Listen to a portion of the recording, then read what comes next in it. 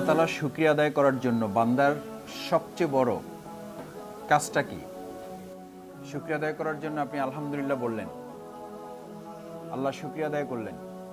আল্লাহ তাআলার যদি কেউ শুকরিয়া আদায় করতে চায়, তাহলে দুনিয়াতে তার যে কাজটা করা দরকার সেটা হলো তার নামাজ, সেটা হলো তার রোজা, সেটা হলো তার হজ, তার যাকাত। এই কাজগুলো করে আপনি আল্লাহ শুকরিয়া আদায় করতে পারবেন না। এটা শুকরিয়া আদায়ের একটা অংশ, একটা প্রক্রিয়া, একটা পার্ট। একজন কৃষক, জমির মালিক কৃষককে খবর দিয়ে বলেছে যে আপনাকে আমি আমার কৃষি জমিতে চাষাবাদের জন্য রাখতে চাই। উনিও বললো যে হ্যাঁ, আমি রাজি আছি।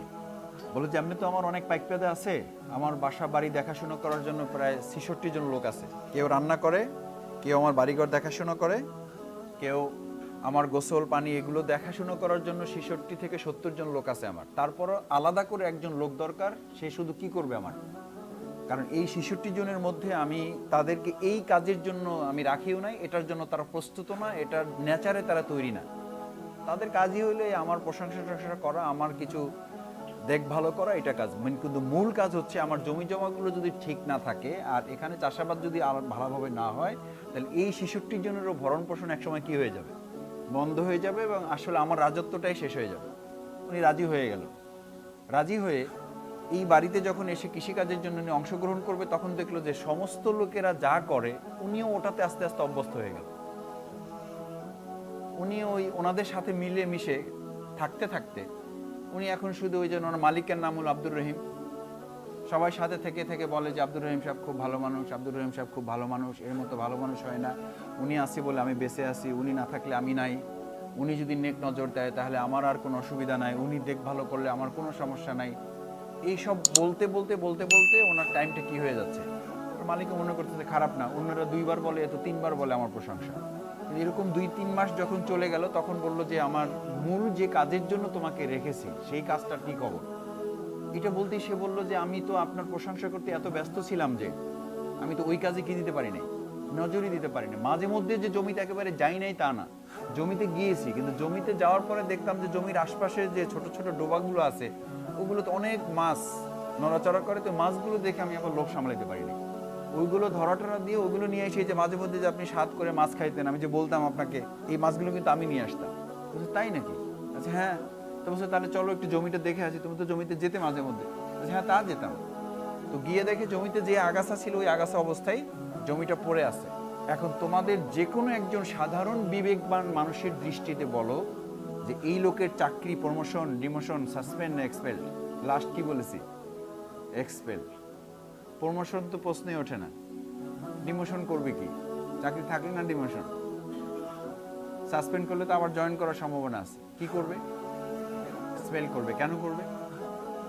তার প্রশংসায় ঘাটতি করেছে? তার জন্য মাছ ধরায় কোনো ঘাটতি করেছে? ওটা তার পছন্দ, মাছ ধরা ভালো লাগে, ভালো তো লাগেই, ভালো লাগলে একটু ধরতে অসুবিধা কি?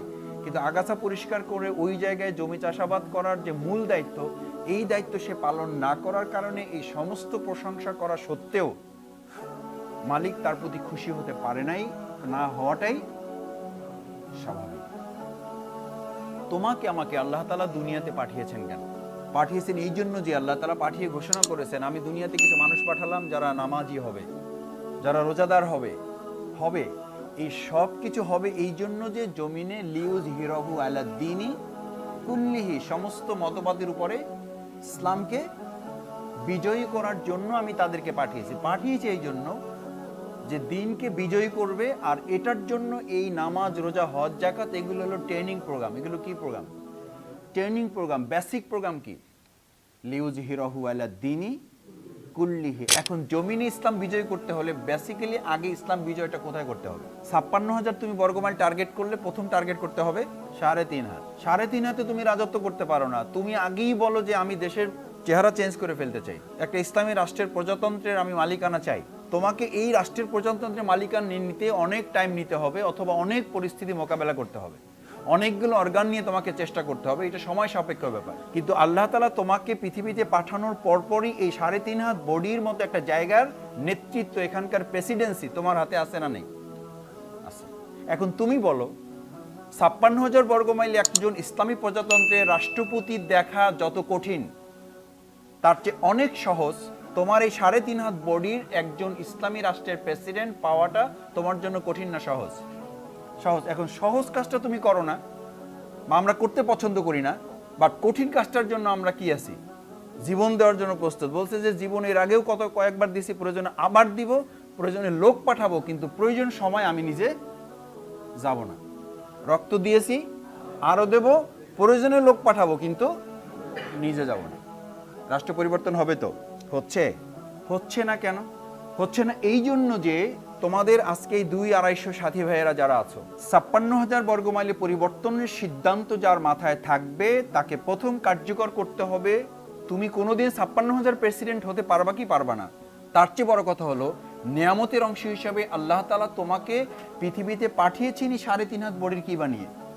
এই 3.5 হাত বডি এবার তুমি একজন দাঁড়িয়ে বলো যে ভাই আমার এই বডির, এটা হলো সেক্রেটারিয়েট, হাত পা স্বরাষ্ট্র মন্ত্রণালয় সব কিছু কার্যকর করে, তোমার হার্ট, গণভবন, এখান থেকে সব কিছু সাপ্লাই হয়, ডিসিশন সব দিকে চলে যায়।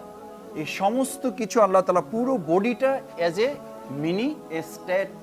তুমি সাধারণ একজন মানুষ না, তুমি একটা মিনি স্টেট। এখানে একজন চ্যালেঞ্জ করে বলো শেখ হাসিনাকে নিয়ে গালি পড়ে দাও, এরশাদকে নিয়ে গালি পড়ে দাও, খালেদা জিয়াকে নিয়ে গালি পড়ে দাও। তুমি বলো 56,000 বর্গমাইল নিয়ন্ত্রণ করা তোমার জন্য যত পরের ব্যাপার, এই 3.5 হাত বডির মালিক যিনি তোমাকে বানিয়েছেন, এখন বুকে হাত দিয়ে বলো যে আমি বিগত 1 সপ্তাহ, 3 বছর 4 বছরের হিসাব চাচ্ছি না তোমার কাছে, বিগত 1 সপ্তাহ আমার এই রাষ্ট্র ইসলামী প্রজাতন্ত্রের রাষ্ট্র হিসাবে পরিচালিত হয়েছে। আমি যা বলেছি তাই হয়েছে। হাতের কথা আমি শুনিনি, আমি যা বলেছি আমার কথা হাত শুনেছে। আমি চোখের কথা শুনিনি, আমি যা বলেছি আমার কথা চোখ শুনেছে। আমি ব্রেনের কথা শুনিনি, ব্রেন যা বলেছে আমি তা করিনি, আমি যা বলেছি তা ব্রেন করেছে। একজন যদি বলতে পারো তাহলে আমার আলোচনা এখন শেষ, এখন স্টপ। তাহলে বলবো ভাই আপনি আমাদেরকে সন্দেহ করেন। আমি তোমাদেরকে সন্দেহ করে এই কথা বলছি না। আমি বলছি এই জন্য যে এই চ্যালেঞ্জ তুমি আমি যদি নিতে পারতাম তাহলে তার প্রভাব এই কুমিল্লা মহানগরী পড়তো, কুমিল্লা মহানগরীর প্রভাব সমাজে পড়তো, সমাজ পরিবর্তন হতে বাধ্য। রাসূল করিম সাল্লাল্লাহু আলাইহি সাল্লাম সোনার মদিনা করেছেন। সোনার মদিনার আলোকে সোনার মানুষ হয় নাই, সোনার মদিনা হয়ে সোনার মানুষ হয় নাই, সোনার মানুষ হয়ে সোনার মদিনা হয়েছে। এমন কতিপয় মানুষ, হাজার হাজার লোক না। তুমি রিপোর্টে কত সদস্য বৃদ্ধি করো, আমার কাছে এইটা ইম্পর্টেন্ট হচ্ছে যে কয়জন লোক তৈরি হচ্ছে তাদের প্রভাবে কুমিল্লা মহানগরীটা প্রকম্পিত হয় কিনা, তাদের চরিত্রে এরকম লাইটের মতো সমাজটা আলোকিত হয় কিনা। That is basic issue. Lakh lakh crore crore মানুষ দিয়ে কোনো সমাজ পরিবর্তন হয় না। রাসূল সাল্লাল্লাহু আলাইহি সাল্লামের জামানায় ওটা হয়েছে। কবি কাজী নজরুলের এই সময়ের জন্য বক্তব্য আছে, ওনার কবিতার লাইনই আছে, যুগ জামানা বদলে দিতে চায় না অনেকজন, এক মানুষই আনতে পারে জাতির জাগরণ। এক মানুষ, জাস্ট ওয়ান। তুমি বলো আমি পারি না, কেন পারো না? তুমি পারবা না কেন? তোমাকে পারার জন্যই তো পাঠানো হয়েছে, তুমি পারবে বলেই এসছো। তোমার কোনো পরাজয় নেই যদি না তোমার সাথে ঈমান থাকে। ঈমান থাকলে তুমি বিজয়ী, ঈমান নাই সমস্ত বিজয় তোমার কাছে থাকলেও তুমি পরাজিত। 3.5 হাত বডি। বলো ইসলামী প্রজাতন্ত্রের তুমি একজন প্রেসিডেন্ট, তোমার মালিকানা রাষ্ট্রের তুমি ইসলামী প্রজাতন্ত্রের প্রেসিডেন্ট হতে পেরেছো কিনা? তুমি হাতের কথা শোনো নাকি হাত তোমার কথা শোনো? তুমি কি চোখের কথা শোনো নাকি চোখ তোমার কথা শোনে? পা কি তোমার কথা শোনে নাকি তোমার কথায় পা চলে? তুমি কি পাকে বলতে পারো এখন হাঁটবা না? তুমি কি পাকে বলতে পারো পুলিশ আসুক, র্যাব আসুক, ডিবি আসুক, সামনে চলতে হবে? আই ডোন্ট কেয়ার দেয়ার। তুমি কি চোখকে বলতে পারো এই নোটপ্যাডের সামনে যা আছে তোমার চোখ সবকিছু দেখতে চায়, বাট আমি বলছি চোখ তুমি দেখবা না, দেখবা না, ব্যাস। অর্ডিন্যান্স জারি, দেখবা না। দুনিয়ার কেউ দেখছে না, কিন্তু আমি যা বলছি তুমি দেখবা না, শেষ। এরকম এই 250 সাথী যথেষ্ট। যদি সে বলতে পারে আজকে এখান থেকে বের হওয়ার সময় যে বুকে হাত দিয়ে মাসুদ ভাই বলে যাচ্ছি যে আমি আমার এই 3.5 হাত বডির ইসলামী রাষ্ট্রের প্রজাতন্ত্র ঘোষণা দিলাম, কলেমার পতাকা উড়িয়ে দিলাম আমার এই 3.5 হাত বডির এই মিনি স্টেটে, এবং এখানে আর কোনোদিন শয়তানের রাজত্ব কায়েম হবে না, সেকুলারিজম হবে না, ন্যাশনালিজম হবে না। লাস্ট আর একটা ইজম এসছে এখন পৃথিবীতে, ভয়ঙ্কর ইজম। সেকুলারিজম ভয়ঙ্কর, সোশ্যালিজম ভয়ঙ্কর, ন্যাশনালিজম ভয়ঙ্কর। লাস্ট এই জামানার একটা ভয়ঙ্কর ফিতনা, স্পেশালিজম, পার্সোনালিজম। ব্যক্তিত্ব বাদ দিয়ে ধ্বংসের শুরু, ব্যক্তিত্ব বাদ দিয়ে ধ্বংসের। ব্যক্তিত্ববাদ কি? আমি যা বুঝি এর চেয়ে তো আর ভালো বোঝার লোক খুব একটা নাই বললেই চলে। যেটা বলেছিল কে? ইবলিস। কি বলেছিল? আনা খায়রুম মিন, আমি তো আমার চেয়ার ভালো বলতে তেমন কিছু দেখি না। তাও আবার কি? খলাক্তানি মিন নার খলাক্তাহু মিন তিন, আমাকে বানানো হয়েছে কি দিয়ে? আমি মেডিকেলের ছাত্র, আমি বুয়েটে পড়ি, আমি মেকানিক্যালের লোক, বাংলায় পড়ে, রাষ্ট্রবিজ্ঞানের ছাত্র, ইসলামিক স্টাডিজে পড়ে। আমি বুঝি না যে এরা শিবির কিভাবে চালাবে, আমি বুঝি না যে তাদের মাথায় কি আছে। মাদ্রাসায় পড়ছে, কি জানে তারা? আমি ডাক্তার, আমি ইঞ্জিনিয়ার, আমি এটা হয়ে গেছে, আমি ডক্টরেট ডিগ্রি করে ফেলেছি। এই আমি, এটা কি ইজম? পার্সোনালিজম। ফেরেশতাদের সর্দার থেকে কিসের সর্দার? শয়তানের সর্দার। কি গুনাহ করেছে? ধর্ষণ, খুন, রাহাজানি, সাদাবাজি। আল্লাহর একটা কথাও শোনে নাই, সব শুনছে। শুধু মধ্যে কি জন্ম নিছে? পার্সোনালিজম। তার সেকুলারিজমও ছিল না, ন্যাশনালিজমও ছিল না, সোশ্যালিজমও ছিল না, কোনো ইজমই ছিল না। শুধু একটা ইজম, বাকি সমস্ত ইজমকে সমন্বয় করে দিয়েছে, ধ্বংস করে দেয় না, করে দিয়েছে। কি ইজম সেটার নাম? এই পার্সোনাল ইজম। এখানে তো কেউ নাই, এখানে থাকবে কেন? তো সব ভালো ভালো মানুষ, কুমিল্লা মহানগরী সব আল্লাহর বন্ধু, সব আল্লাহর ওলি এক একজন। এই চিন্তাতে কেউ নাই। হ্যাঁ, কেউ নাই, ঠিক আছে। আজকে ফজরের নামাজ জামাতে পড়ছেন যারা, তারা হাত জাগান, মাশাআল্লাহ। যারা পড়তে পারেন নাই তারা কি ইজম? কেন? মসজিদ থেকে কি আসছিল? আজান। এটা তো আজান না, এটা তো আজান না। এটা আপনি সেনাবাহিনীর সদস্য, সেনাবাহিনীর সেনাপতির পক্ষ থেকে বিউগল বাজানো হয়েছে। যে অবস্থায় আছেন, কাপড় পরা থাকলে কাপড় পরা অবস্থায়, কাপড় পরা না থাকলে ওই অবস্থায় চলে আসেন। না হলে আপনার চাকরি নেই, না হলে চাকরি নাই। এখন আপনি বিগল বাজার পরে আপনি সিদ্ধান্ত নিচ্ছেন বা চিন্তা করতেছেন যে মসজিদে যাব, ইমাম ঠিক আছে তো? যে দিনকাল পড়ছে, জেলখানায় আমরা ভাইদেরকে বলতাম যে ভাই আসেন নামাজ পড়ি। কয় মাসুদ ভাই, উই অল আর ক্রিমিনালস। কার পিছে নামাজ পড়বো? লোকই পাই না। উই অল আর ক্রিমিনালস, সবাই এখানকার আসামি। এখানে কারা আপনি ইমাম বানাবেন? ভয়ঙ্কর ব্যাপার। এই জন্য সিদ্ধান্ত নিচ্ছি নামাজ কালাম যা পড়ার জেল থেকে বের হয়ে। আরেকজনের বললাম ভাই আসেন। কয় মাসুদ ভাই, জেলে ঢোকার পর জান্নাত জাহান্নাম কিয়ামত বুঝতে পারতেছি কি জিনিস, এই টেনশনে নামাজ পড়তে পারি না। আপনাদের মধ্যে এরকম কিছু লোক আছে, মন খারাপ করেন। আপনাদের কথা বলি এই জন্য না যে আপনারা মানে এই কয়জন, আপনারা মানে কুমিল্লা। এই লোক একজনও নাই কুমিল্লায়। কিসের উপরে আছে আগে করে দিল। পরীক্ষার টেনশনে কি হয় না? আছে এরকম লোক কুমিল্লায় আছে। আর একটা ক্যাটাগরি আছে, জামাত শিবিরের ভবিষ্যৎ নিয়ে টেনশন করতে গিয়ে কাজ করাই। এই জাতীয় কোনো লোক তো কুমিল্লায় নাই। না থাকলে আমার কাছ থেকে ফেসবুক আইডি নেন, মোবাইল নাম্বার, হোয়াটসঅ্যাপ, ইমো আমার কাছে আছে। জেলখানার ওই লোকের কথা শুনে আপনার খুব মেজাজ খারাপ হয়েছে, তারপর ওই পাগলার কথা শুনে খুব মেজাজ খারাপ হয়েছে। কিন্তু এইরকম পাগলা তো আমাদের মধ্যেও আছে। জামাত শিবিরের ভবিষ্যৎ, ভাই আমি তো খুবই উদ্বিগ্ন, খুবই উৎকণ্ঠিত, বুঝতেছি না কি হবে। আমার বোধহয় তুরস্কের লাইন ধরাই ভালো, আমার বোধহয় ইন্ডিয়ার সাথে কোনো একটা লাইন আমাদের আসলে হইতে হবে। না হলে পার্শ্ববর্তী দেশ হিসাবে বন্ধুত্ব তৈরি করতে ছাড়া, তাদের সাথে লাইন গার্ড করা ছাড়া, আমেরিকার সাথে কোনো লাইন তৈরি করা ছাড়া আসলে বাংলাদেশে ইসলামী বিপ্লব হবে না ভাই। এটা যতদিন জামাত না বুঝবে ততদিন আসলে জামাতের পিছে কাজ করে খুব একটা, এই টেনশনে সে কাজ করা। ওই যে জান্নাত জাহান্নামের টেনশনে কি বন্ধ? নামাজ বন্ধ। আর আমাদের ওই ভাইদের জামাত ইসলামীর বিপ্লব করতে পারবে পারবে না সেইটা টেনশনে কাজ করা। সূরা রাদের 11 নম্বর আয়াত, ইন্নাল্লাহা লা ইউগাইয়িরু মা বিকওমিন হাত্তা ইউগাইয়িরু মা বিআনফুসিহিম। জাতির পরিবর্তন হবে না যতক্ষণ পর্যন্ত তোমার নিজের পরিবর্তন না হয়। সূরা রাদের 11 নম্বর আয়াত, ইন্নাল্লাহা লা ইউগাইয়িরু মা বিকওমিন হাত্তা ইউগাইয়িরু মা বিআনফুসিহিম। জাতির পরিবর্তন হবে না যতক্ষণ পর্যন্ত তোমার নিজের পরিবর্তন না হয়। তোমার পরিবর্তন করতে হবে তিন ধারায়। যোগ্যতার মাপকাঠিতে তোমাকে উত্তীর্ণ করতে হবে, দক্ষতার মাপকাঠিতে, ক্যাপাসিটি ক্যাপাবিলিটি বিল্ড আপ করার ক্ষেত্রে তোমাকে তৈরি হতে হবে। তোমাকে যদি এখন উদাহরণের জন্য বলি যে 200 টাকা দিয়ে একজনকে ইলিশ মাছ কিনতে পাঠালাম, সে ইলিশ মাছ কিনতে যোগ্য না, দক্ষ না, অদক্ষ, এক্সপার্ট না, চিনি না ইলিশ মাছ কি জিনিস।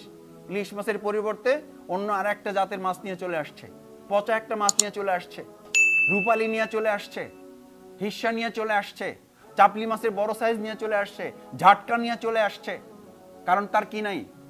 দক্ষতা নেই, যোগ্যতা নেই, কিন্তু তার কি আছে? সততা, আমানতদারি, তার কোনো অভাব নাই। এই পচা ইলিশটা নিয়ে আসার পর তোমার কয় টাকা লস? 200 টাকায় লস। কারণ তার কি নাই? যোগ্যতা নাই। আর একটা লোকের যোগ্যতা আছে, আমানতদারিতা নাই। এই লোকের কাছে 200 টাকা দিয়ে পাঠাও, কি করবে? টাকা কয় টাকা মারবে? 50 টাকা মারবে। ভালো ইলিশ কিনবে, বলবে যে স্যার আপনার কথা তো বলছি, আমার নিজের বাপের কথাও বলছি, বলার পরে 50 টাকা কমাইছি, 250 টাকার নিচে তো দিবেই না। আপনার নাম বলার পরে যখন দিবে না, তখন আমার বাপের কথা বলছি, বলার পরে বলছে যে ও তোমার বাপের তো চিনি, একসাথে আমরা জাইলাছিলাম না। কত বড় ফাজিল, চিন্তা করছেন? মানে এমপি সাহেবের কথা কাম হয় নাই, হের বাপের সাথে এরা দুজন জাইলে ছিল, ওই পরিচয়ে হে 50 টাকা কমাইয়া 150 টাকার ইলিশ 250 টাকায় ধরাই দিছে। তারপর মালিক একটা কি পাইছে? একটা, আরে ভাই একটা ইলিশ পাইছে, তো ভালো ইলিশই পাইছে, সে শুধু 50 টাকা মাইরে দিছে। ক্ষতি কত? 50। আর আগে ক্ষতি কত? আল্লাহ তাআলার নিয়ম হচ্ছে এই 200 টাকা ক্ষতিওয়ালার কাছে ইলিশ মাছ কেনার দায়িত্ব দিবেন না যদি সে তাহাজ্জুদ গুজার হয়, নামাজি হয়, রোজাদার হয় এবং কথায় কথায় ইসলামের ফুল ফুটায় দেয়। আল্লাহ ঠেকা পড়ে নাই যে তার হাতে 200 টাকার ক্ষতি করার দায়িত্ব তুলে দেবে, বরং 50 টাকা ক্ষতি যারা করতেছে আল্লাহ তাদের দিয়ে এখন বাংলাদেশ চালাইতেছেন। কিসের তোমার ওয়াজ? তোমার এইসব বক্তৃতার কোনো কাম আছে? রাসূল করিম সাল্লাল্লাহু আলাইহি সাল্লামকে তৎকালীন সময়ের জাহেলরা, আবু জেহেল, উতবা সাহেবারা বলেছিল যে মোহাম্মদ তুমি আর বেশি বাড়াবাড়ি করো না, তোমাকে মসজিদের ইমামতি সহ যা লাগে দিয়ে দিলাম, তুমি 2.5 ঘন্টার ইমাম আর আমরা 21.5 ঘন্টার ইমাম, ভাগাভাগি। বুঝো নাই তো? কি বুঝছো? 1200 স্কোয়ার ফিটের দায়িত্ব তোমার, 56,000 স্কোয়ার ফিট আমাদের, 2.5 ঘন্টা তোমার, 21.5 ঘন্টা আমার। আল্লাহ রাসূল সাল্লাল্লাহু আলাইহি সাল্লাম বললেন ভেরি গুড, তাও তো পাইছি 2.5 ঘন্টা, রাজি ইনশাল্লাহ। আর এখনকার আমাদের হুজুররা না, হুজুররা বাদ দেন, আমরা, আপনি এখানে ইমাম সাহেব কয় ধরে হাত তুলতে বলবে যে ভাই আজকে আমার জুমার নামাজ আগে ছুটি দেন, আগে ছুটি নেন, কোনো অসুবিধা নেই, ইমাম আছেন থাকেন, কোনো অসুবিধা নেই, নিঃসন্দেহে ভালো কাজ।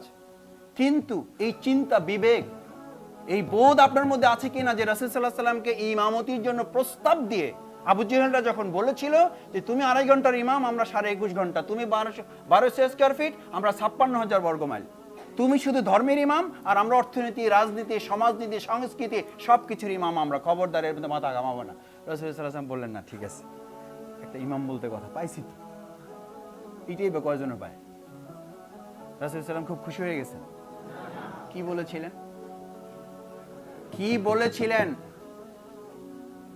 তিনি কি বলেছিলেন? আর তুমি যারা মাথায় টুপি পরে রাসূল সাল্লাল্লাহু আলাইহি ওয়াসাল্লামের সুন্নাহর অংশীদার, যিনি দাড়ি রেখে সুন্নাহর অংশীদার, যিনি লম্বা জামা পরে সুন্নাহর অংশীদার, তাদের একজন আরো দাঁত পরার সুন্নাহ এখানে আছে কিনা? তাদের একজনেরও মাথার পিছে শিরস্ত্রাণটা ঢুকে মাথায় দাগ পরা আছে কিনা? একজন আছে কিনা পায়ে রক্তের মোবারক জুতা আটকে গেছে?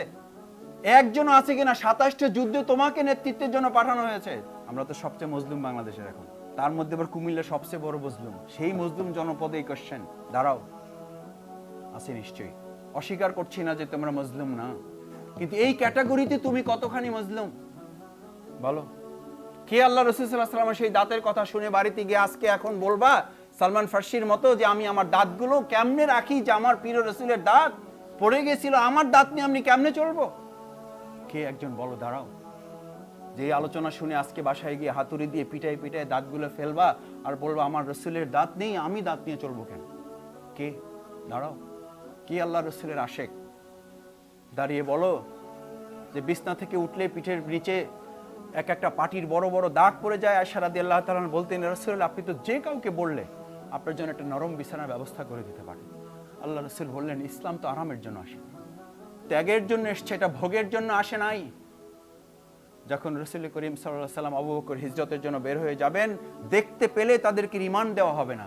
এখন এখানে কে আছো তুমি বলো? আমার মুখে এখন কোনো না আছে দ্বিধা, না আছে সংশয়, না আছে কোনো উদ্বেগ উৎকণ্ঠা, নিচে র‍্যাব পুলিশ সব এসে দাঁড়িয়ে আছে, তোমাকে নিয়ে যাবে। বলো, তুমি বলতে পারবা লা তাহজান ইন্নাল্লাহ মা'ানা? আল্লাহ রাসূল বললেন লা তাহজান ইন্নাল্লাহ মা'ানা। যদি আল্লাহ তোমার সাথে থাকে তাহলে উদ্বেগ তোমার সাথে থাকে না, যদি উদ্বেগ তোমার সাথে থাকে তাহলে আল্লাহ তোমার সাথে থাকে না। এবার তুমি ঠিক করো কোনটা নিয়ে তুমি চলো, কোনটা নিয়ে তুমি চলো। এখন এখানে র‍্যাব পুলিশ ঢুকে সবগুলোকে বলবে সব অ্যারেস্ট, এবং কতজনের ক্রসফায়ার হবে আমরা তা জানি না। তারপর একজন আরেকজনের দিকে তাকানো, প্রথম তাকানো হবে স্টেজের দিকে। এই লোকগুলো এই বোকামির কারণে আজকে সকাল থেকে শুরু করে এই দিনে এতগুলো লোক এক জায়গায় করে আমাদের এই লোকগুলোকে বিপদে ফেলে দিয়েছে। প্রথমে সবার ঈমান ওখানে শেষ, ওখানে শেষ। জীবন তো পরে শেষ হবে, আগে কি শেষ হয়ে গেল? ঈমান শেষ। এরপর তোমার জাহিলিয়াতের মৃত্যু। কিসের শহীদ? কিসের শহীদ তোমার? রাসূল করিম সাল্লাল্লাহু আলাইহি সাল্লামকে শবে মেরাজে জান্নাত জাহান্নাম এরকম সামনে তুলে ধরা হলো। রাসূল সাল্লাল্লাহু আলাইহি ওয়াসাল্লামকে বলা হলো, ইয়া রাসূলুল্লাহ, জাহান্নামীদের দেখলে আপনি উদ্বিগ্ন হবেন না, ঈমান থাকলে এরা বেঁচে যাবে, আপনাকে সুপারিশ করার ক্ষমতা দেওয়া হবে, আপনি এদেরকে জান্নাতে নিয়ে যেতে পারবেন। কিন্তু দুর্ভাগ্য হচ্ছে এই জাহান্নাম যাদের কি দিয়ে তৈরি করা হচ্ছে, মিনাল হিজারাতি ওয়ান নাস, কতিপয় মানুষ এবং পাথর দিয়ে জাহান্নামটা তৈরি। আপনি কি জানেন সেই তৈরি করা মানুষগুলো কারা? হু আর দেম? মান হুয়া? তুমি মনে করছো তারা আওয়ামী লীগ? জাহান্নাম তৈরি করা হয়েছে আওয়ামী লীগ, বিএনপি, জাহেল কাফের নাস্তিকদের দিয়ে। আল্লাহ রাসূল সাল্লাল্লাহু আলাইহি ওয়াসাল্লাম বললেন মান হুয়া? জিবরাইল আমিন বললেন ওয়া হুয়া আলিম, মাওলানা সাহেব, খতিব সাহেব, ওয়া হুয়া শাহিদ, ওয়া হুয়া মুজাহিদ। এই তোমার আমার মতো, তোমার আমার মতো শহীদ, আলেম, তারা শুধু জাহান্নামে ফালানো হয় না, তাদের কি জাহান্নামটা প্রস্তুতি করা হয়েছে। কোন শহীদ তারা?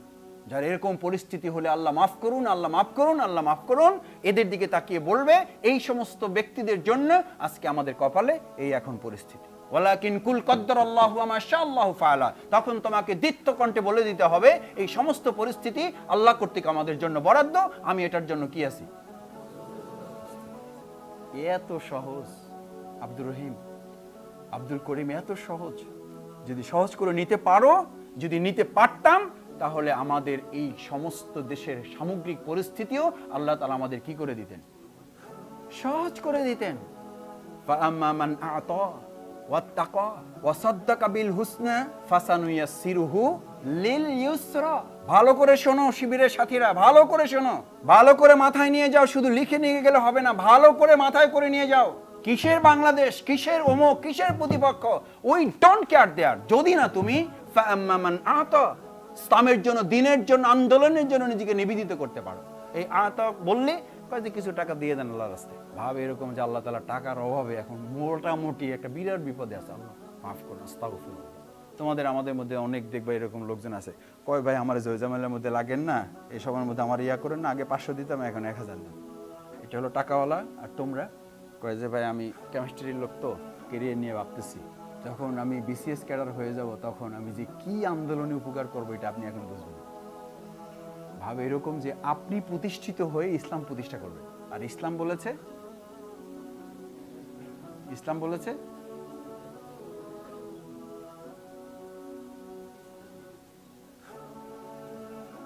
এই তো প্রবলেম। এটা কুমিল্লার প্রবলেম, এটা গোটা বিশ্ব মুসলিম উম্মার প্রবলেম। আমাদের ম্যাক্সিমামদের ভাব হইলো আমি প্রতিষ্ঠিত হয়ে তারপর কি করব? ইসলাম প্রতিষ্ঠা করবো। আর ইসলাম বলছে ইসলাম প্রতিষ্ঠিত করো, তোমাকে আল্লাহ অটো প্রতিষ্ঠিত করে দেবে, তুমি প্রতিষ্ঠিত হয়ে যাবা। বেলাল রাদিয়াল্লাহু আনহু তাই বলেছিল, কালো সাহাবী নামে খ্যাত তাই বলেছিল, তাই বলেছিল এবং তাই হয়েও ছিল। শুধু বলেছিল না, তা হয়েছিল। ইসলাম প্রতিষ্ঠিত করার জন্য তুমি প্রতিষ্ঠিত হয়ে ইসলাম প্রতিষ্ঠা করবা, এই আশা ছেড়ে দাও, এটা প্রতারণা। বরং ইসলাম প্রতিষ্ঠিত হলেই কেবল ইমানদার কি হবে? প্রতিষ্ঠিত। আজকে গোটা বিশ্বে মুসলমানদের মধ্যে কেউ প্রতিষ্ঠিত অবস্থায় আছে না নাই? আছে, আছে, কিন্তু বাস্তবে তার কোনো কার্যকারিতা কেন নেই? ইসলাম কি নেই? প্রতিষ্ঠিত নেই। ভালো করে বাক্যটা মাথায় নিয়ে যাও। ইসলাম প্রতিষ্ঠিত হওয়া ছাড়া একজন ইমানদারের প্রতিষ্ঠিত হওয়ার প্রশ্নই। তুমি কোথাকার ছাত্র, কোন পিএইচডি ধারী লোক, কোন মাদ্রাসার সবচেয়ে ফার্স্ট ক্লাস ফার্স্ট, তুমি কোন মেডিকেল, তুমি কোন ইঞ্জিনিয়ার, তুমি কোন ফার্স্ট ক্লাস ফার্স্ট, নাথিং। এতে আমার কিচ্ছু যায় আসে না। আমার যা আসে তুমি ইসলামের জন্য নিজেকে কতখানি নিবেদিত করতে পেরেছো। হ্যাঁ, নিবেদিত করার জন্যই তোমার যোগ্যতা, যোগ্যতার জন্য ইসলাম না, ইসলামের জন্য যোগ্যতা। তোমার কাছে ইসলাম দায়বদ্ধ না, তুমি ইসলামের কাছে দায়বদ্ধ। তুমি না থাকলেও ইসলাম বিজয় হবে, তুমি থাকলেও বিজয় হবে। সিদ্ধান্ত হচ্ছে তুমি ছাড়া না তুমি সহ। সেটা তো তোমার ব্যাপার, সেটা তোমার ব্যাপার। ইসলাম বিজয় হবে, হবেই। এটা কার ঘোষণা? আল্লাহর ঘোষণা। এখন সেটা হবে হয় তুমি ছাড়া, না হয় তুমি সহ। ট্রেন চিটাগাং কুমিল্লা থেকে ছেড়েছে, চিটাগাং যাবেই, তুমি সহ, তুমি ছাড়া। সেকেন্ড হচ্ছে এখানকার দুটো বাক্য মুখস্থ রাখার জন্য। একটা হচ্ছে ইসলাম প্রতিষ্ঠা ছাড়া ইমানদারের কোনো প্রতিষ্ঠার প্রশ্নই ওঠে না। দুই, দিন সম্মানিত হওয়া ছাড়া তোমার কোনো সম্মান থাকতে পারে না। যতক্ষণ পর্যন্ত সমাজে, রাষ্ট্রে, ব্যক্তি, পরিবারে দিন সম্মানিত না হবে, ততক্ষণ পর্যন্ত তোমার জীবনে সম্মানের কোনো প্রশ্নই ওঠে না। তুমি কেন্দ্রীয় সভাপতি, তুমি মহানগরী জামাতের সেক্রেটারি, তুমি পিএইচডি ডিগ্রিধারী কলেজের প্রফেসর, লেকচারার, ভাইস চ্যান্সেলর, মন্ত্রী, এমপি, উপজেলা চেয়ারম্যান, নাথিং। একটা অনইসলামিক রাষ্ট্রের তুমি যদি প্রেসিডেন্ট হও, আর একটা ইসলামী রাষ্ট্রের তুমি যদি সুইপার হও, আল্লাহর কাছে প্রিয় কোনটা? সুপার না সুইপার। এখন তুমি মনে করছো এই জাহিলি রাষ্ট্রে আমি যদি একটা মাদ্রাসার ভাইস প্রিন্সিপাল হইতে পারি, আলহামদুলিল্লাহ। এই প্রস্তাব তো তাকে দেওয়া হয়েছিল। আজকে এখান থেকে বের হওয়ার সময় সিদ্ধান্ত নাও রাসূল সাল্লাল্লাহু আলাইহি ওয়াসাল্লামের সেই ঘোষণার, যারা 2.5 ঘন্টার ইমাম হবে তারা যতক্ষণ পর্যন্ত 21.5 ঘন্টার ইমাম না হবে, এই 2.5 ঘন্টার ইমামতির কোনো হক আল্লাহ তাআলার কাছে কবুলই হবে না, কবুলই হবে না। প্রয়োজনই নেই আল্লাহর, কোনো প্রয়োজন নেই আল্লাহর এটার। তার মানে নামাজ ছেড়ে দেবে আজকে? এটা ট্রেনিং প্রোগ্রাম। ট্রেনিং তা তাদের জন্য যারা এটাকে কার্যকর করতে চায়। আর নাকিমউদ্দিন যারা কার্যকর করতে চায় তাদের জন্য নামাজ ট্রেনিং প্রোগ্রাম। কি প্রোগ্রাম? রোজা কি প্রোগ্রাম? Training programme. আজকে রোজা আছে, তোমরা ধরো 30 রোজার আজকে মানে রোজা 25 রোজা চলতেছে। এখন র্যাব, পুলিশ, ছাত্রদল, যুবদল, ছাত্রলীগ, সব যত সন্ত্রাসী আছে এই এলাকার, দলীয় নির্দলীয়, আইসা আমাদের এখানে ঘিরে ফেলে বললো যে ভাই রোজা ইফতার যখন থাকুক, এখন ইফতার করবেন তাহলে বেঁচে যাবেন, নাহলে গুলি খাবেন। ইফতার খাবেন নাকি গুলি খাবেন? তো আপনি বলতেই তো পারেন, ঠিকই তো আছে, কিন্তু আবার এটাও তো বলতে পারেন যে ভাই বাইসে থাকলে বাকি 5টা রোজারও তো একটা দায়িত্ব আমার উপর আছে, নাকি বলেন? বাকি 5টা রোজার দায়িত্ব তো আমার উপরে আছে। ওই 5টা রোজার প্রয়োজন আমার বেঁচে থাকা খুবই, এটা খালি রোজাদারের দোষ। আমি শফিকুল ইসলাম মাসুদের ঝামেলা নাই। আমি মহানগরীর সেক্রেটারি অ্যারেস্ট হয়ে গেলে মহানগরী কে দেখবে? আমার একটু নিরাপদ থাকা জরুরি ভাই। আপনি যান, পুরা মহানগরী হের কাছে দায়বদ্ধ। হেতে না থাকলে আল্লাহ এই মহানগরী কারে দিয়ে চালাইবে? লোকই তো নাই। একটু মাসুদ সাহেবের একটু সেফ থাকাটা খুবই জরুরি কাজ। সেক্রেটারি তো আর নাই, এক পিস, ওয়ান পিস মেড, কারিগর ডেড। আপনি খালি মানুষকে দিয়ে পর্যালোচনা করেন না, পর্যালোচনাটা একটু নিজে থেকে। 2.5 ঘন্টার ইমামতি যারা করবে তারা 21.5 ঘন্টার ইমামতির দায়িত্ব না নেওয়া পর্যন্ত এই 2.5 ঘন্টার ইমামতির হক হবে যে না, সেটা আমি বললে হবে? এই যে আজকে শুক্রবার কোনো মসজিদে গিয়ে 1টার পরে না, 12টার পরে নামাজ জামাত পাওয়া যায় না জায়গা। সেদিন একজন আমার কাছে 12টা বাজে স্লিপ দিছে, ভাই প্রথম রাকাতে গিয়ে দাঁড়াইতে পারলে উঠের সোয়াব, ছুটি চাই। এমনি জামা শিবিরের দুর্নাম আছে, এরা মসজিদে যায় শেষে আয়। হ্যাঁ, ঘটনা সত্য, কিন্তু অবশ্যই আপনি আগে যাবেন, উটের সোয়াব নেবেন, কোনো সন্দেহ নেই। তো উটের সোয়াব তো তখন পাবেন যখন এটি ঈমানের সাথে কি হবে? যুক্ত হবে, মুমিনের সাথে যুক্ত হবে। পাত্র থাকলে না জিনিস পড়ার সম্ভাবনা আছে, পাত্রই নাই, পড়বে কোথায়? বললে ভাই বুঝলাম না। বুঝবেন, একটু ওয়েট করেন। এই আজকের জুমার দিন সম্পর্কে 1400 বছর আগে রাসূল সাল্লাল্লাহু আলাইহি ওয়াসাল্লামের খুতবা, মাসাজিদুহুম আমিরাতুন ওয়া হিয়া খারাবিম মিনাল হুদা ওয়া লাইসা ফিহিম মুমিন। আমি তো 14 বছর আগে, এখন 1400 বছর পরের মহানগরী কুমিল্লা মহানগরীর মসজিদগুলোর দিকে তাকিয়ে দেখছি, মসজিদগুলো ছাদ উপচে পড়ছে, মসজিদগুলোর আশপাশে রাস্তাগুলো সব মুসল্লিতে পরিপূর্ণ হয়ে গেছে, ওয়া হিয়া খারাবুম মিনাল হুদা। অথচ পুরো মসজিদের আনাচে কানাচে কোথাও একজন মানুষের মধ্যে হেদায়েতের ছিটাফোঁটাও তো আমি দেখছি না। এটা জামাতের আমিরের ঘোষণা বলছি আপনাকে, চরমনায় পিসাব সৈয়দ আহমেদ তুতুনজি কারজাবি, কার বক্তৃতা? ওহিয়া খারাবুম মিনাল হুদা। গোটা মসজিদ খুঁজে একটা ছিটা আমি হেদায়েত দেখছি না। ওয়া লাইসা ফিহি মুমিন, ইমাম থেকে শুরু করে খতিব পর্যন্ত একজন মুসল্লির মধ্যে একটা ঈমান নেই, একজন ঈমানদার। ওয়া লাইসা ফিহি মুমিন, সেখানে একজন ঈমানদার নেই। আমাকে সেদিন মোটরসাইকেলে করে একজন রাস্তায় নিচ্ছে প্রোগ্রামে, যেতে যেতে আমরা তখন 11:30 12টা ক্রস করে নাই। বলছে মাসুদ ভাই দেখছেন ঢাকার পরিস্থিতি, কি জামাত শিবির করেন আপনারা? বিপ্লব তো অনিবার্য হয়ে যাবে, এখন শুধু ঘোষণা বাকি। মসজিদগুলো দেখলে বুঝতে পারেন না, রাস্তায় লোক দাঁড়ানোর জায়গা নাই, রাস্তা বন্ধ। ঢাকায় কিন্তু শুক্রবারে আপনি গাড়ি চালাতে পারবেন না, 12টার পর রাস্তা ক্লোজ। এবং সেই রাস্তা বন্ধ করে তারা যারা হয় ফজর পড়ে নাই অথবা আসর পড়বে না, এই রাস্তা বন্ধ করার দায়িত্ব। ওই সমস্ত যুবকরা রাস্তা বন্ধ করার জন্য দাঁড়িয়ে থাকে যারা ফজরও পড়ে নাই আসরও পড়বে না। যেই মসজিদে রাস্তায় জায়গা পাওয়া গেল না, সেই মসজিদে নামাজ পড়ার জন্য কি ইসরায়েল থেকে লোক এসছে?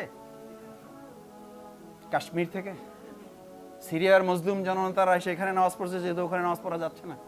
কারা পড়েছে? ওই এলাকায় আসর নামাজ ওই মসজিদে একটু পড়েন। ইমাম সাহেব আজান দিয়ে তাকায়, মুয়াজ্জিন সাহেব আসছে কেউ? কয় হুজুর কত বাকি? কয় বাকি তো আর নাই, 33 সেকেন্ড। কয় তাও একটু দেখো, নাহলে চায়ের দোকানদারকে ডাকো। বলো যে চায়ের দোকানদারকে ডাকো, যদি না আসতে চায় তাহলে বলো যে আমরা নামাজ শেষ করে চা তার দোকানে খাবো। বলছে তাইলে রাজি হবে। তারপরে 3 জনে জামাত। অথচ ওই মসজিদে জুমার সময় রাস্তায় জায়গা পাওয়া গেল না। এই দৃশ্য তো বাংলাদেশে কোথাও নেই। কেন কেন সেটা হয় না? এটা এই জন্য হয় নাই, মাসাজিদুহুম আমিরাতুন ওয়া হিয়া খারাবুম মিনাল হুদা ওয়া লাইসা ফিহিম মুমিন। এই সমস্ত মুসল্লিদের পাওয়া যায়, সেখানে এখনো পরিপূর্ণ ঈমানদারদের পাওয়া যাচ্ছে না। এই যাচ্ছে না বিদায়ী একজন মুমিন, একজন মুসল্লিকে বলা হয়েছে ফাওয়াইলুল লিল মুসাল্লিন, ধ্বংস নামাজীদের জন্য, ধ্বংস তাদের জন্য। আল্লাযিনা হুম আন সালাতিহিম সাহুন, যারা মানুষের দেখানোর জন্য পরিস্থিতির শিকার হয়ে কোনো কারণে তারা নামাজ পড়ে, অথচ নামাজকে ট্রেনিং হিসাবে নিয়ে নামাজ শেষ করার পর কুদিয়াতিস সালাতু ফান্তাশিরু ফিল আরদ, জমিন মোকাবেলা করার জন্য নামাজ শেষ করে তারা নাকিমুদ্দিনের দায়িত্ব নিয়ে ময়দানে বের হয় না। ফাওয়াইলুল লিল, বুঝা যায়? ওয়ালাইসা ফিহিম মুমিন। মসজিদগুলো পরিপূর্ণ আছে সবার কাছে, কিন্তু কি নাই ওখানে? ইমাম নেই। ভালো করে ছাত্ররা মনে রাখো, ভালো করে সাথী ভাইরা মনে রাখো, এই নামাজকে, এই রোজাকে তোমার জন্য এতটা ইবাদতের গুরুত্ব দেওয়া হয়েছে কেন? এটার মধ্য দিয়ে তুমি প্রথম নামাজে জামাতে সঙ্গবদ্ধ হওয়ার মধ্য দিয়ে দিনে 5 বার তোমাকে ট্রেনিং দেওয়া হয়, তুমি জামাতবদ্ধ মানুষ। কি বদ্ধ মানুষ? সঙ্গবদ্ধ। চাইলেই পার্সোনালিজমে চলে যেতে পারো না। ভাই এখন আমি একটু নিজের মতো করে চলতে চাই, অনেক তো হয়েছে, আর কত? নিজে এবার একটু ভাবছি, একটু চিন্তা করছি, বহু কথা শুনেছি, বহু লোককে দেখেছি, আসলে টুকটাক ঝামেলা সবার মধ্যেই। এই জন্য এখন একটু কি করতে চাই? নিজের মতো চলতে চাই। মসজিদও পছন্দ না, ইমামও পছন্দ না। আল্লাহ রাসূল সাল্লাল্লাহু আলাইহি ওয়াসাল্লাম বললেন ওই মসজিদে ওই ইমামের পিছনে নামাজ পড়ো। বলছে আমার আন্তরিকতা আসে না, বলছে গিয়ে বাড়িতে আলাদা করে একা পড়ো, তারপরও জামাত ছাড়া যাবে। ইসলামী আন্দোলন কোনো পরিস্থিতিতেই সামান্য সময় দুর্বলতা তোমার কাছে গ্রহণযোগ্য না। আব্দুল্লাহ ইবনে জাদ ইবনে কায়েস রাদিয়াল্লাহু তাআলা, আব্দুল্লাহ ইবনে উবাই ইবনে সালুল রাদিয়াল্লাহু তাআলা, মর্যাদাবান গুরুত্বপূর্ণ সাহাবী। সূরা তাওবা পড়ে দেখো ভালো করে। তুমি একদিন, 1 ঘন্টা, 1 মিনিট, 1 সেকেন্ড, 1 মুহূর্তের জন্য নিষ্ক্রিয় হলে তোমার সারা জিন্দেগির সমস্ত ত্যাগ, কোরবানি, ইতিহাস, আন্দোলন, মিছিল, মিটিং, সব দাওয়াতি কাজ এক জায়গায় এসে আল্লাহ তাআলা শেষ করে দিয়ে বলবেন ফাহাবিতাত আমালুকুম, তোমার সমস্ত আমল আমি বরবাদ করে দিলাম। তোমাকে হতাশ করার জন্য বলছি না, বলছি তোমার স্পিরিট, তোমার চেতনা, তোমার অনুভূতিটা যেন সব সময় সদা জাগ্রত। জাদ ইবনে কায়েস রাদিয়াল্লাহু তাআলা, আব্দুল্লাহ ইবনে উবাই ইবনে সালুল, মর্যাদাবান সাহাবী, রোম অভিযানের জন্য বের হবে, রাসূল সাল্লাল্লাহু আলাইহি ওয়াসাল্লাম সবাইকে খবর দিয়েছেন আসো। 2 জন সাহাবী। অনেকে অনেক সময় পয়েন্টটা হচ্ছে এরকম যে আমরা ইসলামী আন্দোলন দিনের ক্ষেত্রে, আকিমুদ্দিনের ক্ষেত্রে, দিন প্রতিষ্ঠার আন্দোলনের ক্ষেত্রে দুনিয়ার কোনো ওজোর তো গ্রহণযোগ্য হবেই না, দিনেরও কোনো কাজ ইসলামী আন্দোলন আকিমুদ্দিনের ক্ষেত্রে গ্রহণযোগ্য হতে। যে ভাই আজকে যে প্রোগ্রামটার কথা বলেছেন, আমি প্রোগ্রামটা এই জন্য করতে চাই না বা যেতে চাই না, কারণ আমি আজকে নফল রোজা রেখেছি। কি রেখেছি? নফল রোজা। সকাল 9টার প্রোগ্রামে আমি এই জন্য অ্যাটেন্ড করতে পারবো না, আমি আজকে সারা রাত কি করেছি? তাহাজ্জুদ দেওয়া হয়েছে কেন? ইয়া আইয়ুহাল মুযাম্মিল কুমিল লাইল নিসফাহু আও ইনকুস মিনহু কলিল আও জিদ আলাইহি ওয়ারাত্তিলিল কুরআনা তারতিলা। এই পর্যন্ত আমরা পড়ি, তারপর একটা পড়ি না, কারণ ওইটা ভাগে আসলে একটু সমস্যা। ওয়ারাত্তিলিল কুরআনা তারতিল ইন্না সানুলকি আলাইকা কওলান সাকিল। আমি তোমাকে একটা গুরুত্বপূর্ণ ভারী দায়িত্ব তোমার উপর অর্পণ করছি, এটা পালন করার জন্য। নিসফাহু আও ইনকুস মিনহু কলিল আও জিদ আলাইহি ওয়ারাত্তিলিল কুরআন। এই কাজের জন্য তুমি রাত্রে প্র্যাকটিস করো, ট্রেনিং নাও। ট্রেনিং নিয়ে দিনের বেলা আবার 9টা পর্যন্ত ঘুমানোর জন্য না। কাজে সারা রাত ঘুমাইছি তো সকালে আবার একটা রেস্ট না নিলে শরীরটা চলে না। সারা রাত ঘুমাইয়া টায়ার্ড হয়ে গেছে। ইন্না সানুলকি আলাইকা কওলান সাকিল। পরহেজগার ব্যক্তি তিনি যিনি শুধু তাহাজ্জুদ পড়েন না, তাহাজ্জুদ পড়েন এই জন্য যে তাহাজ্জুদ পড়ে যে স্পিরিটটা নেবেন, সেই স্পিরিটটা নিয়ে দিনের বেলা ময়দানে কাজ করবেন। এখন আমাদের ভাগ হয়ে গেছে, যিনি তাহাজ্জুদ পড়েন তিনি ময়দানে থাকেন না, যিনি ময়দানে থাকেন তিনি তাহাজ্জুদ পড়ার কি পান না, সময় পান। এই দুই ভাগ হয়ে আমাদের যা হবার, এই দুই ভাগের মধ্য থেকে আমাদের এখানে এক ভাগ এক জায়গায় একমত হতে হবে যে রহবানাল লাইল ফুরসানান নাহার, আমরা রাতের বেলা এই জন্য জায়নামাজে থাকবো যে আমরা দিনের বেলা ঘোড়ার পিঠে থাকবো ইনশাআল্লাহ। আবার উল্টিয়ে যদি বলা হয় আমরা ঘোড়ার পিঠে তারা থাকবো যারা রাত্রিবেলা কোথায় থাকবেন? বিছনায়। জাযাকাল্লাহ। জাদ ইবনে কায়েস রাদিয়াল্লাহু তাআলা, আব্দুল্লাহ ইবনে উবাই ইবনে সালুল রাদিয়াল্লাহু তাআলা যখন এই যুক্তি প্রদর্শন করলো, রাসূল সাল্লাল্লাহু আলাইহি ওয়াসাল্লাম বললেন ছুটি, এবার রোম অভিযানে তোমাদের যেতে হবে না, ছুটি। আমরা ছুটি দিলে আমাদের রুহামা প্রকাশিত হয়, ছুটি না দিলে যে আগের সেই জামাত, আগের সেই শিবির আর নাই, রুহামাই নাই। ছুটি চাইলে ছুটি আর দেয় না, এই জন্য এখন প্রোগ্রামেই যায় না। মানে আপনার তাকওয়ার স্তরটা অনেক উপরে চলে গেছে। আগে প্রোগ্রামে টুকটাক যাইতেন, এখন ছুটি না দেওয়ার কারণে আর প্রোগ্রামেই যান না। ওনাদেরকে বলা হলো, ছুটি দেওয়া হলো, সাথে সাথে আল্লাহ তাআলা আয়াত নাজিল করে দিলেন, আফাল্লাহু আনকা। এইবার মাফ। কে কারে মাফ করতেছে? আল্লাহ তাআলা মাফ করছেন রাসূল সাল্লাল্লাহু আলাইহি ওয়াসাল্লামকে, এইবার আপনাকে মাফ। লিমা জিনতা লাহুম, কেন ছুটি দিলেন? ছুটি দেওয়ার কারণে আল্লাহর পক্ষ থেকে আয়াত নাজিল করে কোশ্চেন, আর আমরা ছুটি না দিলে আপনার পক্ষ থেকে আমাদের কাছে কোশ্চেন, কেন ছুটি দেন না? কোথায় পাইছেন এইরকম? স্বৈরাচার হয়ে গেছেন আপনারা।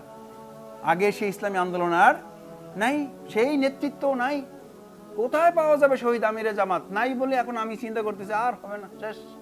রাসূল সাল্লাল্লাহু আলাইহি ওয়াসাল্লামের ওফাতের পরে কিছু সংখ্যক লোক দুর্বল ইমানের পরিচয় দিয়ে ইমান হারা হয়েছে না হয় নাই? শবে মেরাজের পর যখন ঘটনা নাজিল হলো, এসে উম্মে আয়মান রাদিয়াল্লাহু তাআলা আনহাকে প্রথম যখন বলল, আয়মানের পক্ষ থেকে প্রথম বিরোধিতা করা হলো। ইয়া রাসূলুল্লাহ, যা করছেন করছেন, আমারে বলছেন তো, কিন্তু খবরদার এটা আর কেউ রে, আপনি 27 বছরের রাস্তা 27 মিনিটে শেষ করে আসছেন, এটা শুনলে এমনিতেই এলাকায় পাগল, জাদুকর, কবি, গণক এইসব বইলে বাজার গরম করে রাখছে। এর মধ্যে যদি এইটা দেন আপনি, এককালে মানে কি হবে অবস্থা? খারাপ। এক শবে মেরাজের ঘটনা একজন আবু বকরকে সিদ্দিক বানিয়ে দিয়েছে। এক শবে মেরাজের ঘটনা কতিপয় দুর্বল ইমানদারদেরকে কাফির, মুরতাদ, নাস্তিক বানিয়ে দিয়েছে। 18 সালের 30শে ডিসেম্বরের নির্বাচন আমাদের কিছু সংখ্যক লোকদেরকে এই আন্দোলন থেকে যোজন যোজন মাইল দূরে সরিয়ে দিয়েছে। এই 18 সালের 30শে ডিসেম্বরের নির্বাচন আমাদের বহু ইমানদারকে ইমানের সর্বোচ্চ চূড়ায় পৌঁছে দিয়েছে। এটা আপনি ঠিক না বললেও ঠিক।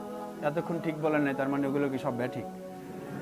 হঠাৎই একটা ঠিক বলে দিলেন, মানে দিন মোহাম্মদে আসার পর শরীর গরম হয়ে গেছে। ঠিক বলার দরকার নেই, পরিস্থিতি তো আপনাদের সবটা অনুকূলে না, ঠিক আছে? কারণ ঠিক না বললেও তো ঠিক, হঠাৎ ঠিক বলে বোঝা যায় আগেগুলা। তাহলে প্রতি কথায় কথা ঠিক বলতে হবে, তাহলে তার আমার কথা শোনাই যাবে না। এই জন্য লাস্ট একবারে বলে নিয়েন, তাহলে শেষে যখন আমি বলবো বক্তৃতা শেষ, তখন বলবো যে হ্যাঁ সব ঠিক। শবে মেরাজের এক ঘটনা একজনকে সিদ্দিক উপাধিতে পরিণত করেছে, আর কতিপয় লোকদের ঈমান হারা করেছে। 18 সালের 30শে ডিসেম্বর নির্বাচনের পর অথবা গবেষণা করে যারা মনে করেন যে আন্দোলনের সফলতা ব্যর্থতা নির্বাচনে বিজয়ী হওয়া অথবা না হওয়ার উপর নির্ভর করে, তাদের বহু লোকের ঈমান আল্লাহ তাআলা দুর্বল করেছেন কিনা আমরা জানি না। আল্লাহর কাছে সুপর্দ করা হলো তাদেরকে। আল্লাহ যেন তাদের হেফাজত করেন, তাদের যেন হেদায়েতের উপর আমাকে আপনাকে সহ সবাইকে অটল অটুট রাখেন। এক শবে মেরাজ, রাসূল সাল্লাল্লাহু আলাইহি ওয়াসাল্লামের ওফাতের পর হিরিক পড়েছে না হিরিক পড়ে নাই? হিরিক পড়েছে, আয়াত নাজিল করতে হলো।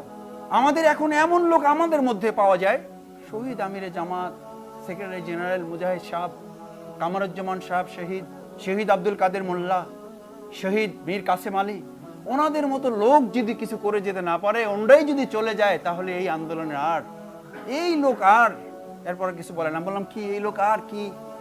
কয় না এই লোক আর। আমি বললাম বলেন, তারপরে লাইনটা বলেন। হয় না এই লোক আর। আরে ভাই মহা মুশকিলে বললাম বলেন, কয় না এই লোক আর কি হবে।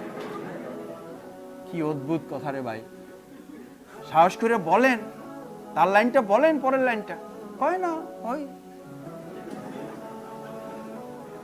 একজনের সাথে দেখা হয় নাই আপনাদের কুমিল্লায়, একজনের সাথে দেখা হয় নাই। আমার কাছ থেকে মোবাইল নাম্বার নিয়ে, রাসূল সাল্লাল্লাহু আলাইহি ওয়াসাল্লামের ওফাতের পরে এই ঘটনা ঘটেছে না ঘটে নাই? ঘটেছে। আপনিও মনে করেন ইসলামী আন্দোলন ব্যক্তির উপর নির্ভর করে? আল্লাহ ডিক্লেয়ার করে দিলেন এটা আমার নবী রাসূল মুহাম্মদের উপরে ইসলাম নির্ভর করে না, ইসলাম নির্ভর করে আমার এবং কিছু ইমানদার লোকদের উপরে। আল্লাহ তাআলা যতদিন এই রাজত্বের মালিক, তিনি যতদিন এই পৃথিবী টিকিয়ে রাখবেন, ততদিন একজন ইমানদার থাকলেও ইসলামের বিজয় অনিবার্য হিসাবে ঘোষিত হবে ইনশাআল্লাহ। সেটা কোনো একজন ব্যক্তির উপরে নির্ভর করে।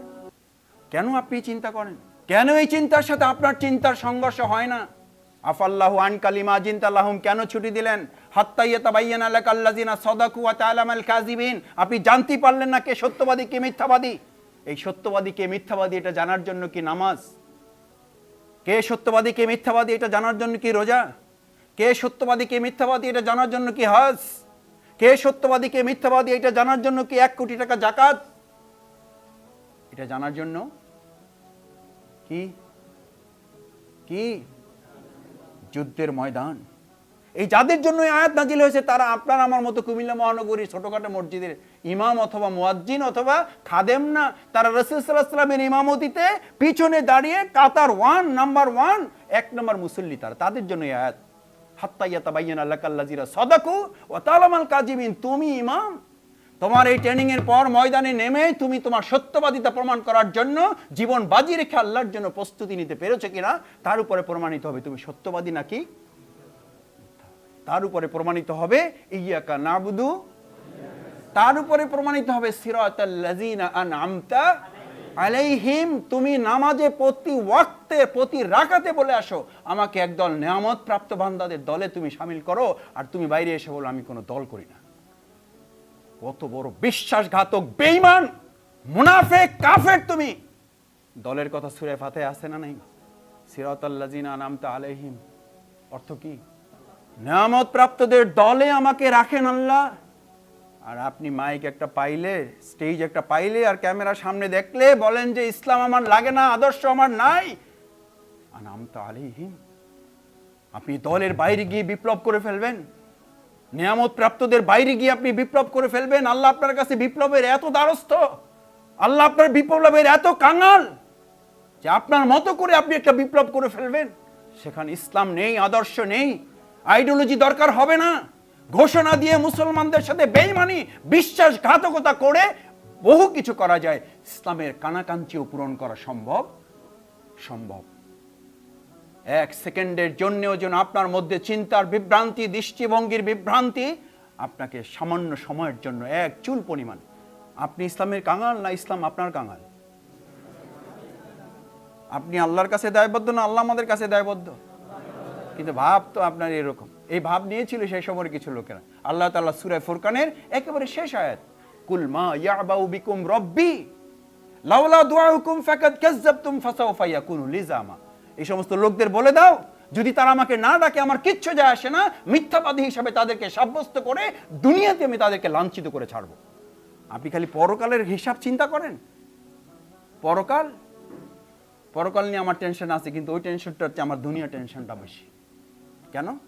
পরকালে আমি আল্লাহর রহমত, দয়া, ক্ষমার আশা করি, কিন্তু এই দুনিয়াতে আল্লাহর ওয়াদা হচ্ছে তুমি তার দায়িত্ব পালন না করলে এই দুনিয়াটা খারাপ মানুষের জন্য শেষ হয়ে যাচ্ছে না, শেষ হয়ে যাচ্ছে তোমার আমার মতো কিছু ভালো মানুষের জন্য, যে ভালো মানুষগুলো এই খারাপগুলো দেখেও চুপচাপ বসে থেকে তুমি মনে করতেছো আমি আমার দায়িত্ব পালন করতেছি। আল্লাহ দুনিয়াটা শেষ করবেন খারাপ মানুষদের জন্য না, কাদের জন্য শেষ করবেন? এই তোমার আমার মতো ভালো মানুষ, যে ভালো মানুষগুলো খারাপগুলো দেখেও চুপচাপ থাকবেন। হাদিসে কুচ্ছির বর্ণনা নাই তো, এটা কি আছে? যাও কুমিল্লা মহানগরী ধ্বংস করে দিয়ে আসো। ওই সময় যদি হাদিসে কুচ্ছির বর্ণনা না হয়ে এখন যদি হতো, তাহলে এখন কি হতো? যাও কুমিল্লা মহানগরী ধ্বংস করে দিয়ে আসো। ফেরেশতারা এসে বলবেন ওখান থেকে কাজী দিন মোহাম্মদ সাহেবের মতো পরেশগার লোক পাওয়া গেছে। এসে বলবেন মাহবুব সাহেবের মতো মজলুম লোক পাওয়া গেছে, শাহাদাতের মতো ইমানের দীপ্ত অধিকারী লোক পাওয়া গেছে, ডক্টর শফিকুল ইসলাম মাসুদের মতো উজ্জীবিত লোক পাওয়া গেছে। আল্লাহ তাআলা বলবেন ফাজলামি করো, আমার কাছে এই খবর নাই মনে করছো তুমি? আরে আমি তো পাঠাইছি ওগুলোর জন্য, ওগুলোর জন্যই তো পাঠাইছি, যাও। পরবর্তী নির্দেশনা তা ছিল না তো, কি ছিল? ধ্বংস করো। এবং শুরুটা এই শফিকুল ইসলাম মাসুদ যে বড় বড় বক্তৃতা করে, তার বক্তৃতার কোনো প্রভাব সমাজ পরিবর্তনে কাজে লাগে না, কাজে লাগানোর কোনো উদ্যোগ, কোনো প্রেশারি নাই। ওয়ালাম ইউহাদ্দিস বিহি নাফসুহু, আল্লাহর জমিন, আল্লাহর দিন প্রতিষ্ঠিত নেই, এটা দেখে সামান্য সময় দুশ্চিন্তা তার মধ্যে আসে না। ওটা শেষ করে দাও। ওই মুত্তাকি, ওই পরহেজগার, ওই তাকওয়াবান, ওই মজলুম মানুষের আমার কোনো প্রয়োজন নেই।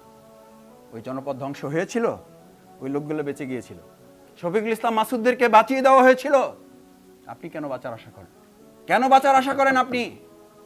আপনি ভেবেছেন সব ঠিকঠাক আছে, কোনো অসুবিধা নেই, আপনি শেষ। আল্লাযীনা দাল্লা সাইহুম ফিল হায়াতিদ দুনিয়া ওয়া হুম ইয়াহসাবুনা আন্নাহুম ইহসিনুনা সুনআ ফালা নুকিমু লাহুম ইয়াওমাল কিয়ামাতি ওয়াজনা কুল হাল নুনাব্বিউকুম বিল আমালি আকসার। আমি কি সেই সমস্ত মানুষের খবর দেব যারা আমলও করে ধ্বংস হয়ে যাচ্ছে? প্রিয় সাথী ভাইয়েরা, আমি শেষের দিকে এসে দুটো কথা বলে আমি বক্তব্য শেষ করতে চাই।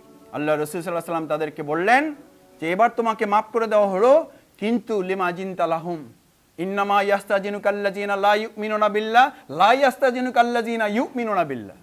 একটা কথা ভালো করে মনে রাখো সাথী ভাইয়েরা, ইমানদার হিসেবে যারা দিনের ময়দানে নিজেদেরকে সিদ্ধান্ত নিয়ে শপথের আলোকে মাঠে নামিয়েছেন, যারা ভালো করে মাথায় রাখেন, যদি তোমার অজুহাত থাকে তাহলে ঈমান থাকে না, আর যদি ঈমান থাকে কি থাকে না?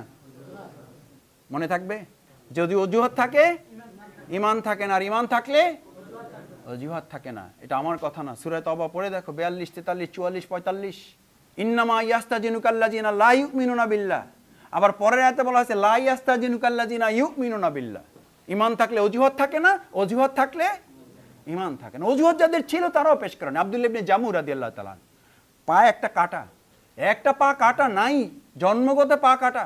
রাসূল সাল্লাল্লাহু আলাইহি ওয়াসাল্লাম যুদ্ধের ঘোষণা দিয়েছেন, ছেলেদেরকে বলছেন এই আমারে উঠে বাঁধো, ভালো করে বাঁধো, উঠে বাইন্দা, তারপর রাসূল সাল্লাল্লাহু আলাইহি ওয়াসাল্লাম সামনে নিয়ে চলো, ভালো করে বাঁধছে, বাইন্দা রাসূল সাল্লাল্লাহু আলাইহি ওয়াসাল্লাম হাজির করছে, ইয়া রাসূলুল্লাহ আমি তো যুদ্ধ করতে এসেছি। বলছে তোমার তো পা নাই, তোমার তো ছুটি, শরীর ওজর। বলছে ইয়া রাসূলুল্লাহ আমার যে আমল আছে তা দিয়ে তো আমি জান্নাত আশা করি না, ঈমানই গ্রহণ করেছি 70 বছর বয়সে, আর আমলই করবো কি, আর জান্নাতেই যাবো কি? একটাই পথ খোলা, যুদ্ধের ময়দানে আসবো, যুদ্ধ করব, শহীদ হব, অথবা গাজী হব, আল্লাহর কাছে বিনা হিসেবে জান্নাতে যাব। এই ছাড়া আমার কাছে কোনো পথ খোলা নেই। প্লিজ, এই যে আমার ছেলেদেরকে ভালো করে উটের উপর বান্ধাইছে দেখেন, কোনোভাবে উট থেকে পড়ে যাওয়ার সম্ভাবনা নেই। এই তো এইসবের উপর ইসলাম বিজয়ী হয়েছে। ইসলাম বিজয়ী আমার আপনার মতো দুর্বল ইমানের উপরে বিজয়ী হয় নাই, হতে পারে না, হয় নাই কখনো, হবেও না ইনশাআল্লাহ। অন্ধ সাহাবী কি নাম? আব্দুল্লাহ ইবনে মাকতুম রাদিয়াল্লাহু তাআলা। অন্ধ সাহাবী ছুটি গিয়ে বলেন রাসূলুল্লাহ আমার চোখ নাই, 3টা কল্যাণ আছে, 3টে উপকার পাবেন আমার কাছ থেকে। উপকারের বর্ণনা চলতেছে, আর আমাদের কেন আসেন নাই ভাই বলবো? জি বলেন। কয় ভাই, 1 নম্বর হলো আমার মেসেজ দিয়েছেন, আমার কেউ ফোন করে নাই, বুঝছেন। 2, ফোন যে করছে হে জায়গাও বলে নাই, সময়ও বলে নাই। 3, হে যে আরেকবার ফোন করে আমার একটু স্মরণ করাই দেবে, এইটা কিন্তু তার দায়িত্ব ছিল, বুঝছেন। এই আগে কিন্তু এগুলো ছিল, এখন নাই। 3, সে যে আয়েশা সরাসরি আমার যে দাওয়াতি কাজ করবে, এটা আগের দিনে ছিল, এখন মোবাইল নির্ভর হয়ে গেছি। এই নানান কারণে আমি যে তাও আসছি, এটা কিন্তু বিরাট ব্যাপার। অনেক লোক কিন্তু আসে না, আমি জানি তো। কয় ভাই আরো বলবো? কয় মাশাআল্লাহ আপনার তেমনি ব্রেন খারাপ, কিন্তু দেখতেছি যে কয় আল্লাহর খাস মেহেরবানি, আমি যখন এই যুক্তি পেশ করি তখন আমার ব্রেনটা আমি দাওয়াতি কাজ করতে গেলে খুব একটা আমি কথা বলতে পারি না ভাই, ঝামেলায় পড়ে যায়। আল্লাহর খাস দয়া ভাই, এটা তার প্রতি আল্লাহর খাস দয়া। এই লোক পান নাই তো কোনো সমাবেশে, কোনো বৈঠকে নাই।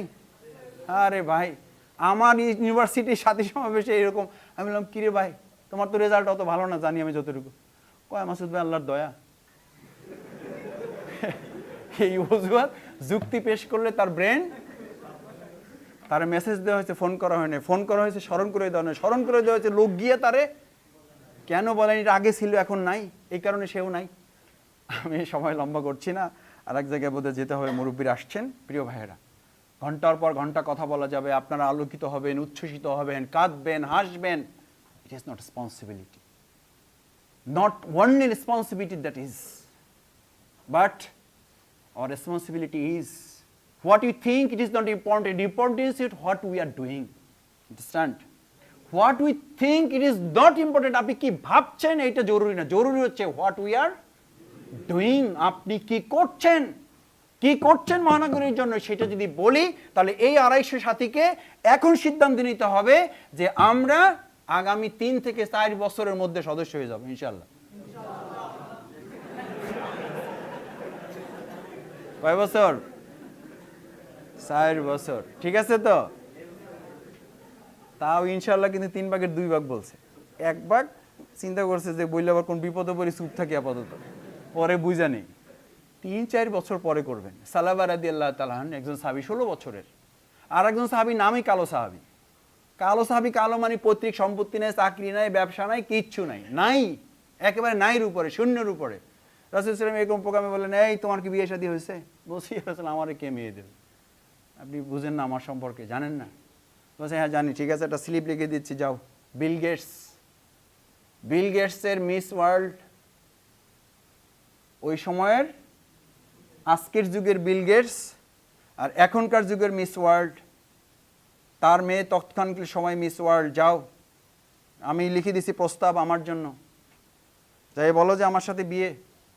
বলছি ইয়া রাসূলুল্লাহ আমি ফিরতে পারবো তো এখান থেকে? বলছে শুধু ফিরবাই না, চিঠির শেষের বাক্যটা লেখা আছে যে ইয়েস নো, ওটা লিখে দেবে সে। আমি মোহাম্মদ পাঠাচ্ছি। গায়ে দিয়ে সালাম আলাইকুম। বলছে তুমি মাথা ঠিক আছে? বলছে হ্যাঁ মাথা ঠিক আছে, যদি গন্ডগোল কিছু হয়ে থাকে। ভিতর থেকে মেয়ে শুনতেছে ওয়া আন্নাহু যাওজাইনি যাকারা ওয়াল উনসা, নির্ধারিত হয় কোথায়?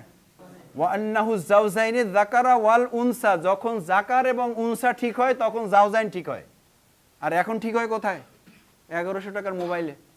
ক্লাস 9 থেকেই কয় ঠিকঠাক করে না রাখলে পারফেক্ট জিনিস পাওয়া যাবে না, এই জন্য আগের জিনিস আগে ঠিক। হাসাহাসি চলতেছে, হাসাহাসি চলতেছে। ভাগ্য ভালো দিন মোহাম্মদ ভাই চলে আসছে, নাহলে যে এখন কি কথাটা বলতাম এটা আমার মুখে আছে, আটকাই দিলাম। সব ঠিকঠাক বিয়ে, কয় যে ভিতরে ইয়া নিয়ে আসেন, কয় এইসব বিষয় আমার আগে বলে নাই কেন, আমি তো আরেক জায়গায় ইয়ে হয়ে আছি। এটা খালি সাধারণ ফ্যামিলিতে, এ আমাদের আমাদের বহু ফ্যামিলি। কারণ কয় যে আমি ঠিক না করলে আবার পরে কি হয় না হয়, নিজের জিনিস নিজে দেখে রাখা ভালো। ওয়া আন্নাহু যাওজাইনি যাকারা ওয়াল উনসা, আলোচনা লম্বা করছি না। ভিতর থেকে মেয়ে বললেন আমি এটাতে রাজি, কারণ এটা কে পাঠাইছে? মোহাম্মদ পাঠাইছে। ছেলেকে বলতেছে এই তোমার কাছে দেনমোহর কিছু আছে? কয় এইটা থাকলে আমার কাছে আইতাম।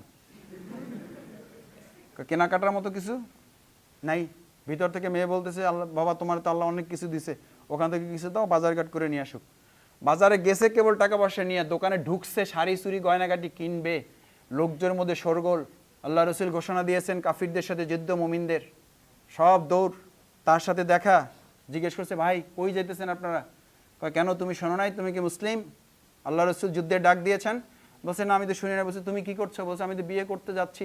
বলছে বিয়ে করো, আমাদের আছেন এরকম, আপনি মিছিলে যাচ্ছেন আর একজন দেখেন বাজারে করে মাছ আর ইলিশ মাছ আর একটু পুঁই শাক নিয়ে যাইতেছে, আপনি তারে কি বলেন? মিছিলের টাইম হয়ে যাচ্ছে আর আপনি বাজার করেন, বলেন না? যদি ইমান থাকে তাহলে এটা তার মধ্যে কি করবে? হিট করবে, ব্যাগটা ফালাই রেখে দৌড়। আর যদি ইমান না থাকে তাহলে বলবে যে যাক লাইন একটা হয়েছে, তাও দেখছে আমি তো একটা কাজের মধ্যে আছি। শুধু তাকে বলা হলো বিয়ে করো, দোকান চেঞ্জ, কোনো টিসি লাগে নাই, টিএস লাগে নাই, ঘন্টার পর ঘন্টার আলোচনা করতে হয় নাই। দোকান চেঞ্জ, দোকানদারকে বললো যে ভাই আশেপাশে তলোয়ারের দোকান, তরবারির দোকান, অস্ত্রের দোকান কোথায় আমাকে বলেন। আরে ভাই মাথা কি খারাপ আপনার? আপনি আসলেন শাড়ি কিনতে, গয়না কিনতে, চুরি কিনতে, আর এখন বলছেন অস্ত্র কিনবেন। এই দুটার সাথে কোনো সম্পর্ক আছে? আপনি না বাসর করবেন বললেন, আপনার বিয়ে সব ঠিক। বলছে ভাই সবই ঠিক ছিল, এখন আর একটা বেশি ঠিক হয়ে গেছে। দোকানে গিয়েছে, অস্ত্র কিনেছে, যুদ্ধের ময়দানে গিয়েছে, যুদ্ধের ময়দানে গিয়ে যুদ্ধ করতে করতে শরীরটা এত ছিন্নভিন্ন হয়েছে যে শুধু আঙ্গুলের একটা টুকরা খুঁজে পাওয়া গেল। টুকরাটি রসুল সাল্লাল্লাহু আলাইহি ওয়াসাল্লামের কাছে দেওয়া হলো। আল্লাহ রসুল বললেন এটা তো আমার কালো সাহাবীটা। ওকে তো বিয়ে করতে পাঠিয়েছিলাম,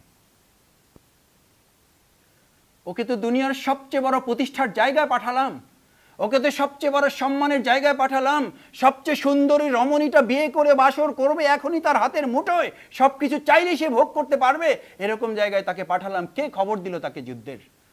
একজন বলল, ইয়া রাসূলুল্লাহ, আমাদের সাথে দেখা হয়েছিল, আমরা বুঝতে পারি না যে আপনি তাকে বিয়ে করার জন্য পাঠিয়েছেন, আমরা শুধু বললাম বিয়ে করো।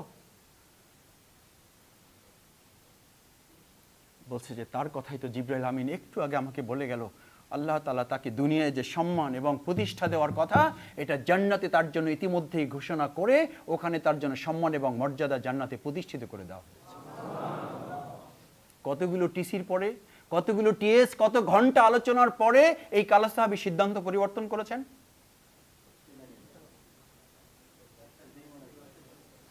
শুধু দুটো শব্দ, বিয়ে করো। ব্রেন, ইমান, তুলিয়াত আলাইহিম আয়াতুহু যাদাতহুম ইমান।